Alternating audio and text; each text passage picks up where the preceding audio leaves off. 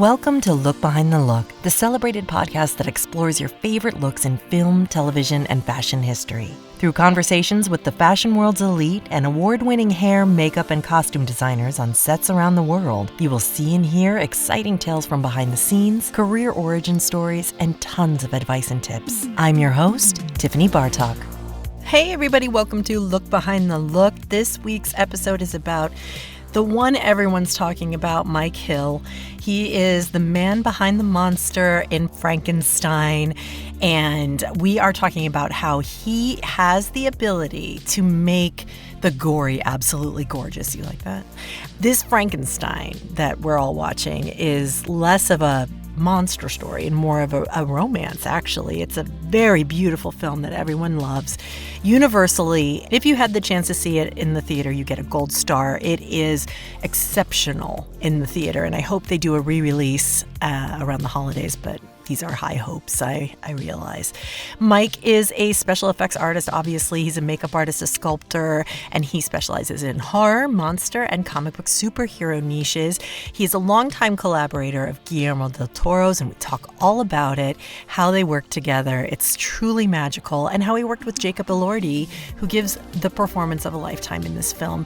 Everybody really does. Everybody really showed up in this film, and I want to hear all about what you loved about it, too, after you hear this episode.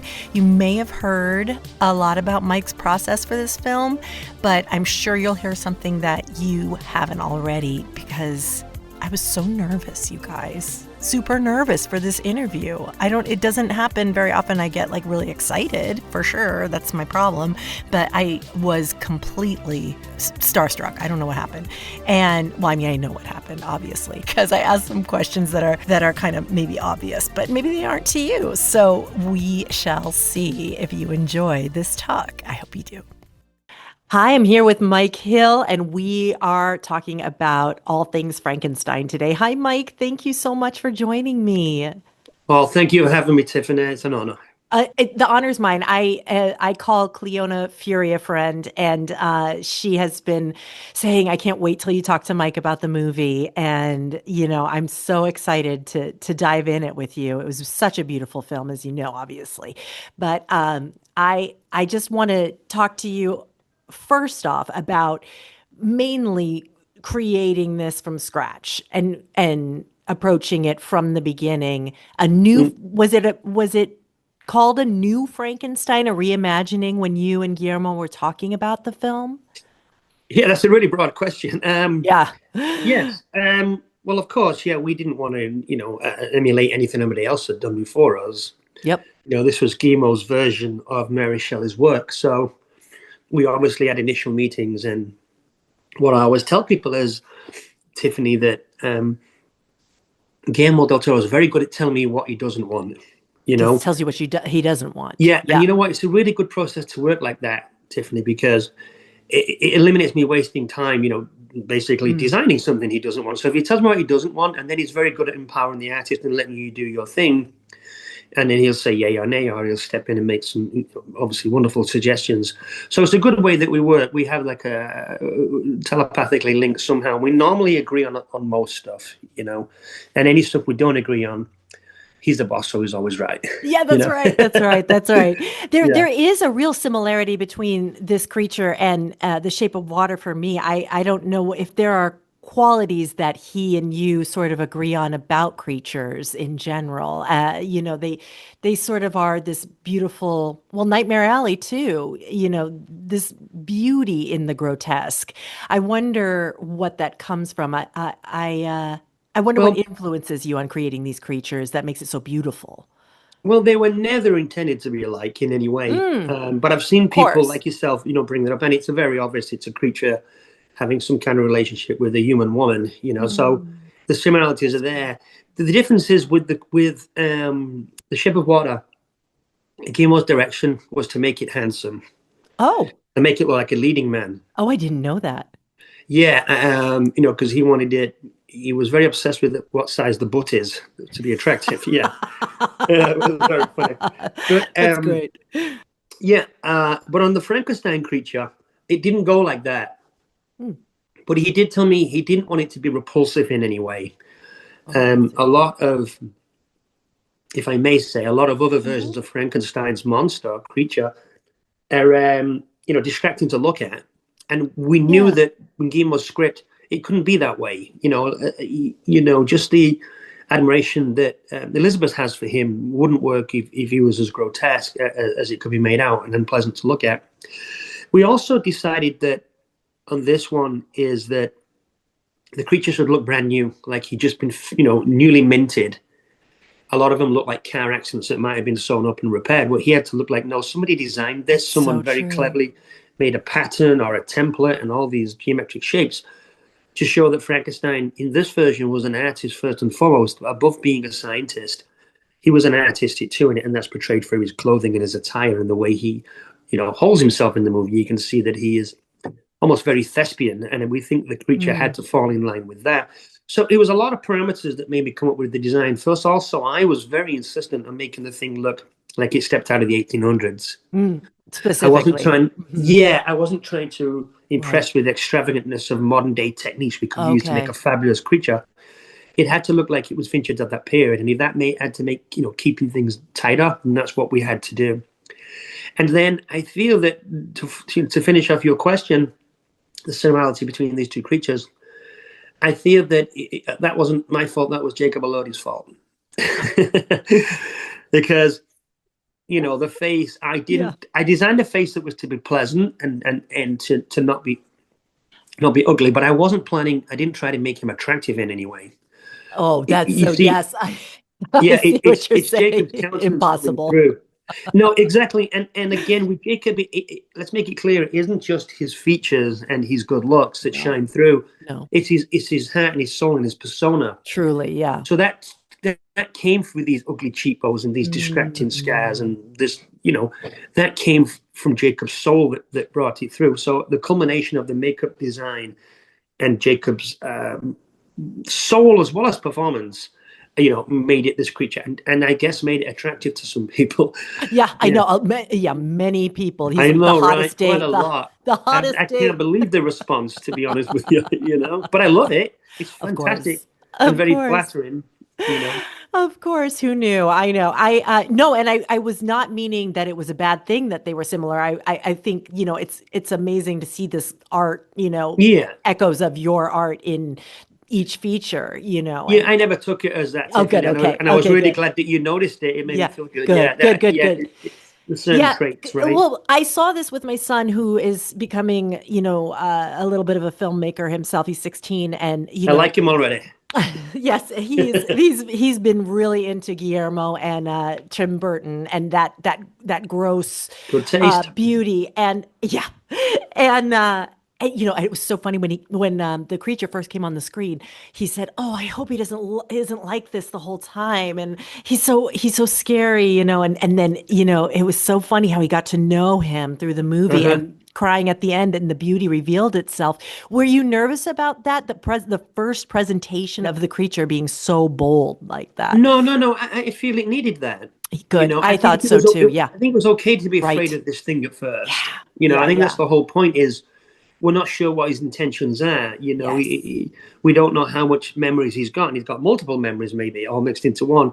So I feel that his persona, had to develop, which it does. Totally. So there was never a worry about him looking, frightening at first. If anything, that's welcoming. It really sucks. It sucked you in. I mean, there was no late admission, when I saw it, and I feel so bad for people who are seeing this on the small screen, because it was just such a gift to see it on the big screen like that, and incredible. I also want to ask you about the blue. I know you talk about it a lot, but just for our listeners, what can you talk about the creation of the coloring of the creature? I talk about the blue a lot. Well, you do. No, but right. I know, the coloring was, again, I think that we're trying to make our own version of this particular character. And, Guillermo and I, are sculptors, and that's what we do. So we like the beauty in statues, alabaster statues, the smoothness of ivory. We thought that rather than ivory, he's not made for many of those, but if it gives you that feeling, that's what we were trying to get was, again, and that back to something vintage. So these these materials have these colorful using them, and I really wanted to use color on him because what I wanted to say was, again, Frankenstein was trying to make him beautiful. I have no idea what these colors came from, whether they were dyes he put the pieces of flesh in to graph out what he was doing, yada yada. I think there's a fantasy element where you don't know what that's about, but it's there, and visually I think it's very appealing. So what we did when he's first born was colors are more subtle because he's a baby and he hasn't advanced yet. As he starts to get older, more of what we call it the toddler years, when his hair starts to grow and stuff, those colors darkened and became what they were, those beautiful, almost like a butterfly to his adult self. And then once all the terrors of the world had come on this poor guy, the old man's death and the house, his own father trying to kill him, yada yada, the colors got darker and deeper and more gritty, and he became more, I wouldn't know what the term is, but more human and more leathery in their appearance. Right. And then at the very last shot of the movie, when he absorbs the sunlight and realizes this is his fate, then I put the softer hues back in there to say, hey, look, he's back to being a flood of heart. He's affected, he's accepted what he is, and he's no longer as, I don't know, anguished to say, Well, you saw the movie, you know the outcome. So that's what it was. It was developed in that way, and of course, the hair itself had to show a passage of time as well. It helped us there, And it was incredible. The progression was so Thank you. realistic. I'm like, this is happening before I just accept, you just accept it, that it's really happening all before your eyes. And Victor's progression, he seemed to age as the minutes went by. It was just phenomenal how believable and realistic that all was. Were there any prosthetics used on Victor? No, not at all. That was all, Jordan's handiwork in the makeup department. No, there was no prosthetic. We had talked about using prosthetics, and I think we made some subtle prosthetics. We never tested them, and I think Guillermo ultimately decided they wasn't needed, and I don't think they were needed. No. I don't think they were needed. You would have had to, steal some from the creature, and that would. Well, he had enough to go around. Yeah. Yeah, exactly. Now, what a great segue. Speaking of testing, I know you had fit these for Andrew Garfield for 9 months, and that did not happen, and you had 9 weeks to find Jacob and fit it. What was that like? That scramble like? Were you panicked at all? I mean, we didn't do too many fittings with Andrew. Okay. But we did. I did sculpt all of his pieces on his head and his body, and ready for him. We did one test, which I was making alterations from, which the makeup was kind of similar to Jacob's, but certainly not the same. It was still from the same theory. Because before I forget, may I interrupt a bit here? Yeah, of course. Is when he's first born, the creature, he had to look man-made, Yes. He had to look like a piece of machinery, and the scars and the cuts literally subliminally trying to tell you that. That's why it was geometric shapes. Yes. And then as he advanced, he did become a human being, Then he became the worst of human beings when the world turned on him, and he becomes almost the monster of the novel, Yeah. But once his love for Victor Frankenstein, that hatred gets eliminated, and they become father and son, then he could relax and become the person he was. So that's, just add that to the makeup stages. That's what it was. But anyway, your last question was extraordinary. Was the Andrew Garfield? Yeah, so we did do Andrew Garfield, and then Guillermo called me and said, "Hey, mate, I got some news. I don't think you're gonna be very happy." And he said, "We've got to change it up, but we can't really change the shoot date." So I know it says 9 weeks, but it really wasn't 9 weeks, considering we hadn't cast the guy, and considering the guy. And when we cast him, he was in Australia. He wasn't in LA in my shop. So it was a little less time than has been actually announced. But we got through it, because there's the thing, Guillermo and I talked, and I think, Tiffany, is when you don't have time to do it wrong, you have to do it right. That is so true. And sometimes if you have more time, you can second guess yourself and start changing things and moving things around. So we had to do it, and we had to accept it as that's what it looked like. And very gratefully, it did look good. It worked. I didn't doubt it would work, but there's always a little bit of It's trepidation, you it's know. yeah, whether you know it or not, it's your adrenaline is just like into a surgeons. That's a I'm really good sure. way of putting it. That's a good analogy, actually. Yes. Oh my We had goodness. no And time to sleep. We just, yeah. mainly in my shop, it was me and Meg to start with, me and my assistant Meg. And we just didn't sleep. I hardly slept. I slept at the shop when I crashed and then woke up at the shop and carried on and would run home at lunch for a shower and come back again. Oh And because the job had to be done, and I was so utterly flattered that Chemo had awarded me this job of doing the Frankenstein creature for another generation. God. It is what it is. And Victor Frankenstein looked like he almost killed himself making it. And if I'm the real life Victor Frankenstein, I almost killed Oh, myself. that's so funny. It's okay. Yeah, yeah, It's real life exactly. matches art sometimes, Art right? life, art life. Yes. Yeah. I guess that makes Guillermo Harlander. I'm not sure. You know. Oh, well, God. I was going to ask you that about that. How long did it take to shoot that? The Which actual coming alive, the Oh, you mean him making the body, or the yes, actual resurrection? the Oh, it took resurrection. several. Yeah, it took. It took a couple of days. It's Yeah. so blurred in my head, Tiffany. I don't remember how many days it took, but it was very exciting because being a Frankenstein nut, as Mr. Del Toro and I am, or are, I should say, we to see the thunder and lightning or hear that, and then the body being raised up to be sparked by this new life. That was just something that we dreamt about since we were children to actually have a stab at. And yeah, Wow. and it was totally surreal. It was one of those moments where the hairs do stand up on the back of your neck. On so many levels, it's all coming alive right before That's your right. very eyes. That That's is it. It's fascinating. exactly right. Yeah, it's and we have the same trepidation that Victor had. So Right, right. yeah. Speaking of which, in releasing it to the world, did you know you felt great about it and you were just like whatever anybody thinks is on them, or what were you feeling You know, about the release? that's a good question because people who say, oh, they don't mind what people think, of course we do. We want people to Of like course. what we did. But my fears were unfounded. Didn't need to be even worry about that because the thing just took off like a rocket. Yeah. I've seen my creature's face in 100,000 posts. Do you know what I mean? Drawings, Yes. artwork, whatever these fans are actually really taking to this character. So it all worked out for the best. But yes, it did. The first time I watched it was in the editing room, and you come out because obviously the first time you're watching your own work, I have to admit, Right. good or bad, you're going, oh, that's nice. Sure. Then the second time I kind of was watching it for all the work that all my colleagues had done, Hmm. people like Dennis on the visual effects and people like that, to see the actors themselves, Tamara's set designs, Guy Davis's designs, all Hmm. of these people who it was nice. Then I could look at all their work as I say, wow, how talented my colleagues are. But then the third time when I watched on the big screen was a time I could sink in that chair and pretend to be a boy again. And I thought it was absolutely magical.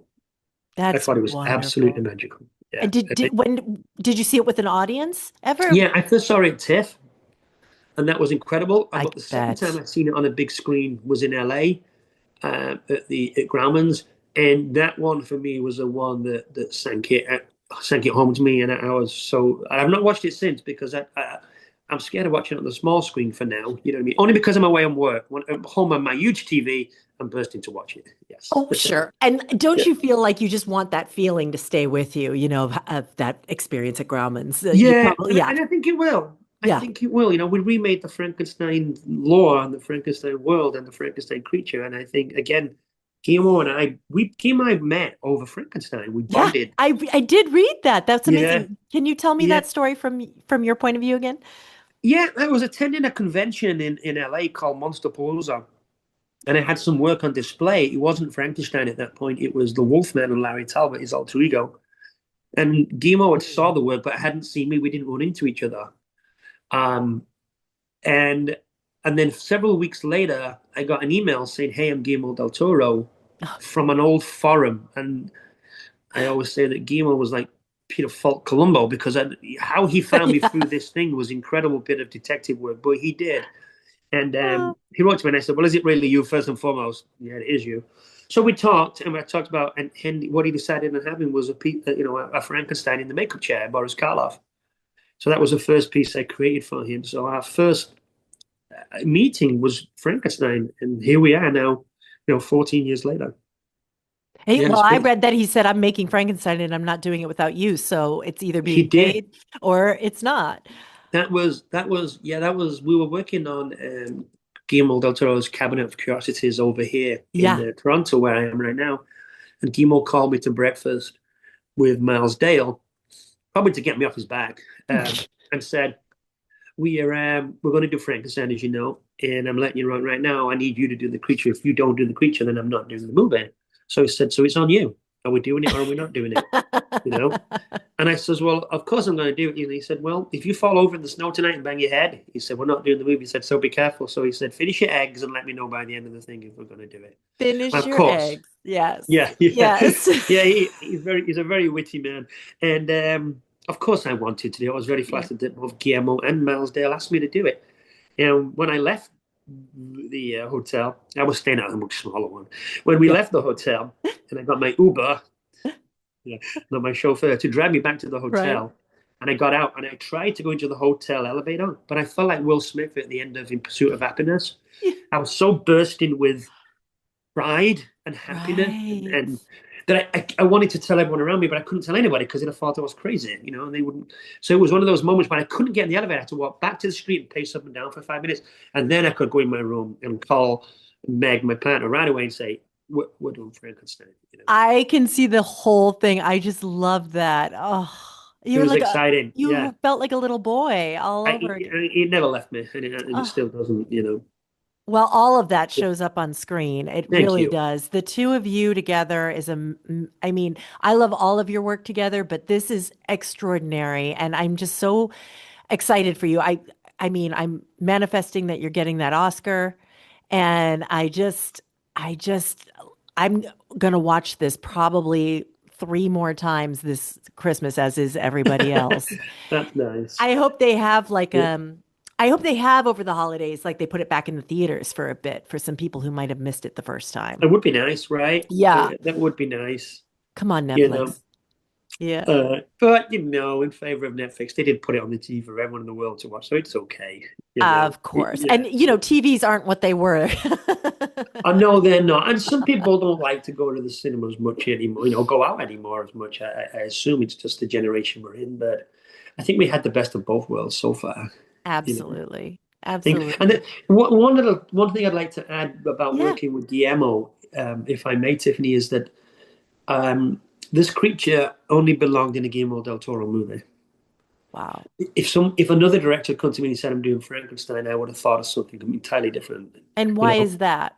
just because he trusts me and he allows things like, let's say this is just a for instance. I'm not sure it's not true, but let's say for instance, oh, there's red and blue and green on his shoulder. Well, doctors say why most directors say, why has he got multicolors on his shoulder? It makes no sense. It should be dead flesh. But Ah, Guillermo, even if at first he's not into it, he'll listen to my reasoning and then he'll understand it, and he very thankfully listens.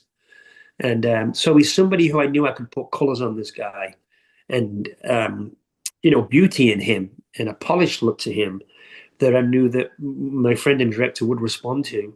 Whereas some other directors might not. They might say, "Oh, can we have undead skin? Can we have mottled zombie over here? And can we have," which I really didn't want to do because it's been done. You you're know, so right. Yes, absolutely. That beauty was I love that you were comparing it to ivory because that it did look like bone yeah. and the way that it was Also, shaded. yeah, and also you remember in the movie, Victor himself has these waxes in his room. Right. These wax pieces. So I want to try and put a bit of that in there, to Yeah. show that where his influences come from. Again, it's subliminal, just like the phonology head, with they used to have with the lines drawn on. We looked at that and said, okay, well, what if I fed that into his body? It's going to look man-made. So again, there was a whole lot of thought went into that creature. You might not look at it first, but Oh, I think it looks, yeah, there's I a think it lot. looks it.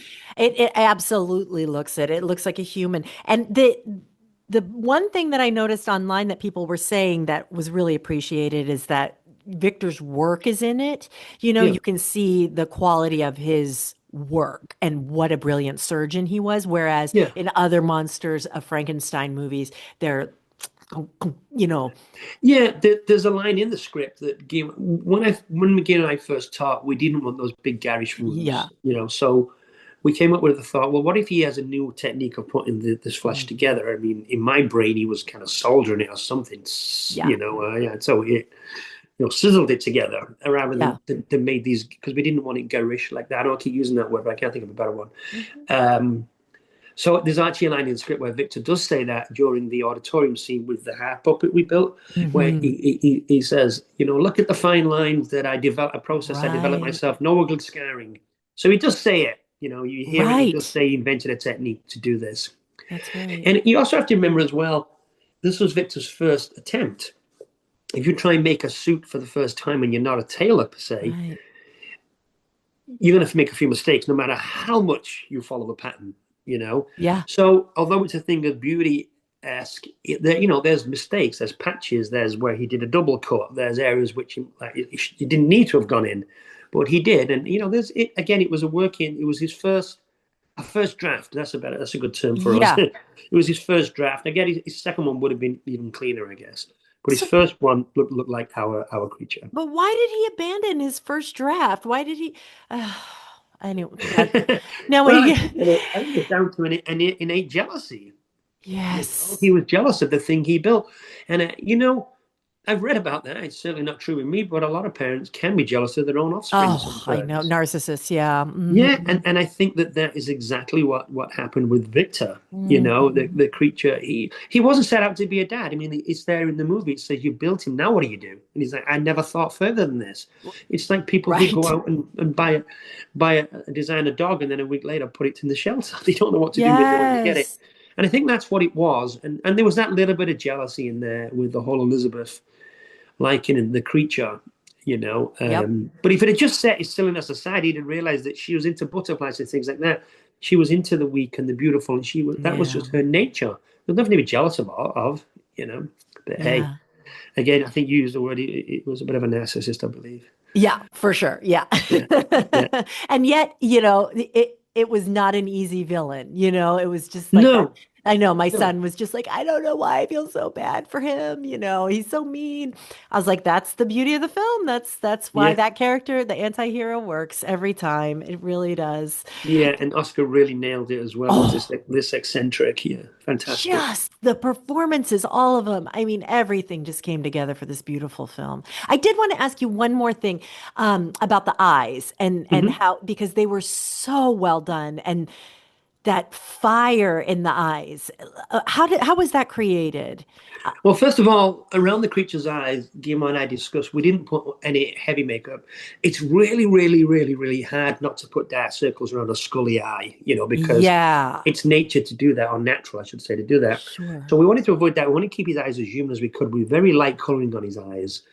Then on top of that, we originally put big dark brown lenses in, bigger than human size, to give him this doe-like appearance, And one day during a fitting, Jacob got irritated by one of the lenses, the right lens, and so we took it out to clean it and put it back in.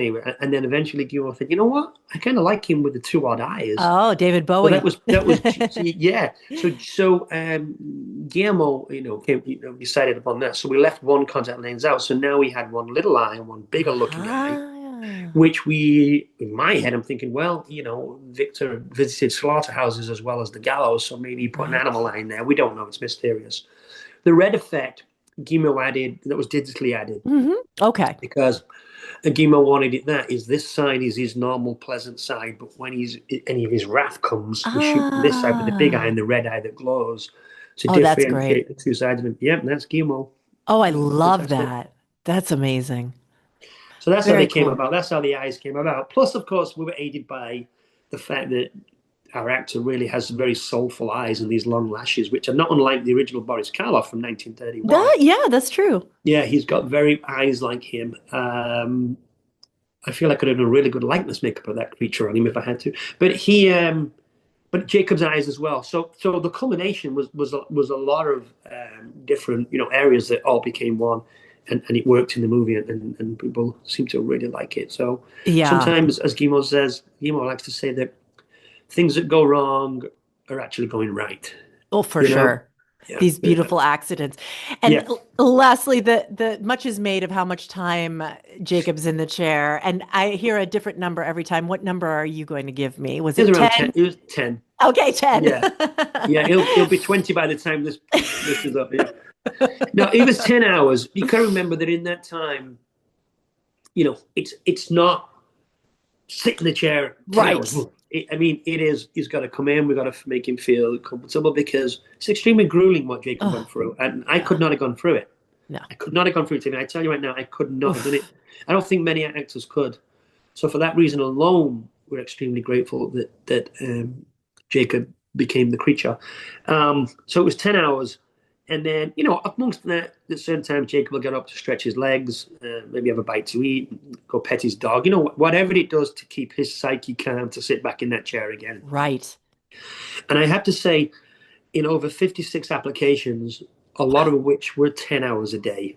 Wow. Not all of them, because some were just his head and hands from when he had the clothes on, of course, and the wig, right, back of the head. And then that, but the man never complained once. I never heard one word of annoyance, irritability, no, nothing. The man was a pure saint, and maybe we're expected to say that in this publicity stuff, but I'm saying it with all my heart. I don't know anyone who could have done that better. I am so grateful to Jacob Elordi. Oh, it was certainly meant to be, right? Yeah, it was meant to be. Yeah, and if you hear Jacob talk about when he heard about the script and all of that stuff, it really was meant to be. We all came together, and I said during an interview recently on stages that on a panel that when you've got Guillermo del Toro, who's a crazy fan of Frankenstein, visually one of the best filmmakers of all time, wants to make Frankenstein. Then on top of that, he lets me help to create the creature that I've always wanted to do, being another Frankenstein nut. And then you've got an actor who will do anything you want and not complain to become this role. It was a really good trio right there to make this creature come alive. And it was a trio attempt, completely. Create a trio team, yes. Oh, how beautiful. I'm so happy for all of you guys that it's such a success. Thank you. Thank you for your amazing gift of this collaboration. Yes. Well, best of luck to you for this award season. I am thrilled to have talked to you, and I appreciate you taking the time with me. I had a nice time. Thanks, Tiffany. And one last thing, when your son makes his first werewolf movie, come see me. Okay? Oh, Mike! He'll just die. I want to do a werewolf so bad. Tell him I won't make him attractive either. I'll make it a scary one. Oh, nice. Yes. Oh, I love that. Well, I guess he's the director. It's his choice. So there you go. Yeah. He'll want to be the werewolf too. Sounds good to me. Okay. Oh, thank you so much, Mike. Thanks, Tiffany. Have a wonderful day.